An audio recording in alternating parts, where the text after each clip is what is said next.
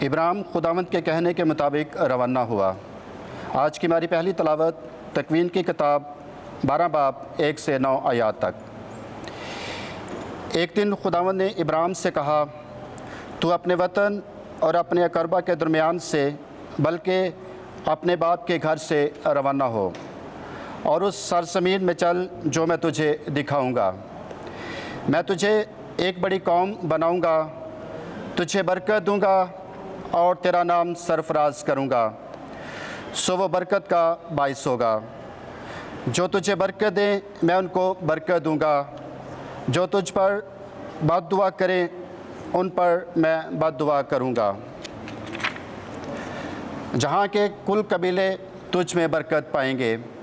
سو ابراہیم خداوند کے کہنے کے مطابق روانہ ہوا اور لوط اس کے ساتھ چلا۔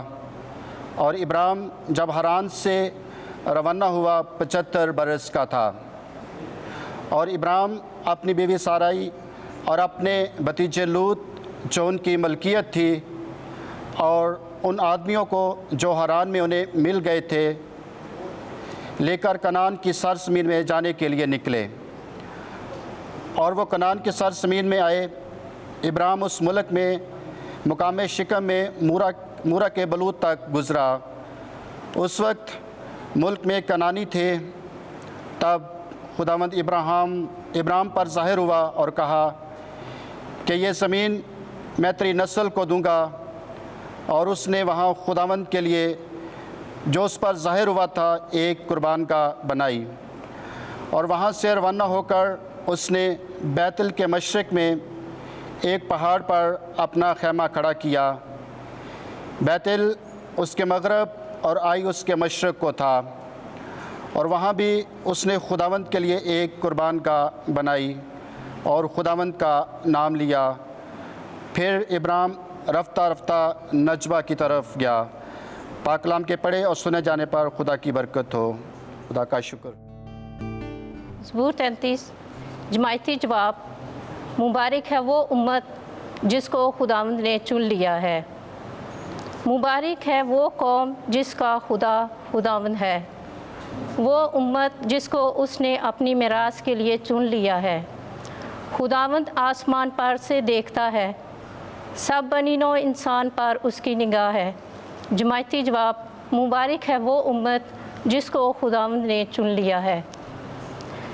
خداوند کی نگاہ ان پر ہے جو اس سے ڈرتے ہیں، ان پر جن کی امید اس کی شفقت پر ہے، تاکہ ان کی جانوں کو موت سے چھڑائے اور قحط میں اس کو صحیح اور سالم رکھے۔ جماعتی جواب۔ مبارک ہے وہ امت جس کو خداوند نے چن لیا ہے۔ ہماری جان خداوند کی منتظر ہے، وہی ہماری کمک اور ہماری سپر ہے۔ اے خداوند، جیسی تجھ سے ہماری امید ہے ویسی ہی تیری رحمت ہم پر ہو۔ جماعتی جواب۔ مبارک ہے وہ امت جس کو خداوند نے چن لیا ہے۔ آمین۔ خداوند آپ کے ساتھ ہو۔ انجیل مقدس متی کے مطابق اے خداوند تیری تمجید ہو۔ 7واں باب پہلی آیت سے 5ویں آیت تک۔ ایک دن یسوع نے اپنے شاگردوں سے کہا، عیب نہ لگاؤ تاکہ تم پر بھی عیب نہ لگایا جائے، کیونکہ جس طرح تم عیب لگاتے ہو اسی طرح تم پر بھی عیب لگایا جائے گا، اور جس پیمانے سے تم ناپتے ہو اسی سے تمہارے لیے بھی ناپا جائے گا۔ اور اس تنکے کو جو تیرے بھائی کی آنکھ میں ہے تو کیوں دیکھتا ہے، اور اس شہتیر کا خیال نہیں کرتا جو تیری اپنی آنکھ میں ہے؟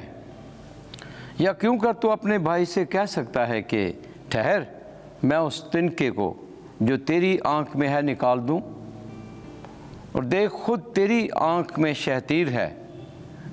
اے ریاکار، پہلے شہتیر کو اپنی آنکھ سے نکال، تب اس تنکے کو اپنے بھائی کی آنکھ سے اچھی طرح دیکھ کر نکال سکے گا۔